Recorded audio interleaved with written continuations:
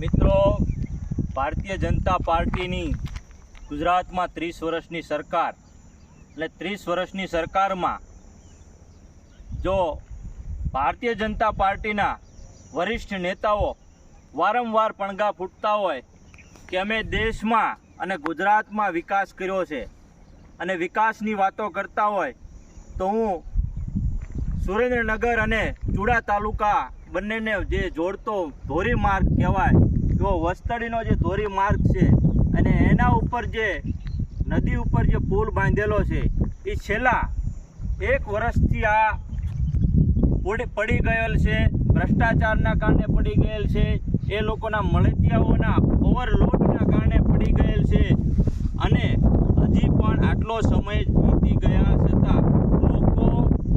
વારંવાર મુશ્કેલી પડી રહી છે, છતાં પણ સરકારના પેટમાંથી પાણી પણ હલતું નથી। ત્યારે હું આ સરકારને કહેવા માગું છું કે હજી શું આગળ આજે તમે બીજો રસ્તો કાઢ્યો છે એમાં બીજી નવી દુર્ઘટના થાય ત્યાં સુધી તમે રાહ જોવા માગો છો? કેમ આનું તમે તાત્કાલિક અસરથી આનું રિપેરિંગ નથી કરતા? કેમ નવા પુલની કોઈ મંજૂરી નથી કરતા? તમને લાગે છે કે લોકો સતત ને સતત પરેશાન થાય એમાં સરકારને રસ હોય એવું અમને દેખાય છે। ત્યારે ભારતીય જનતા પાર્ટીના અહીંથી નીકળતા દરેક કાર્યકર્તા અને નેતાઓને કેમ પુલ નથી દેખાતો? આજે આમ આદમી પાર્ટીની ટીમ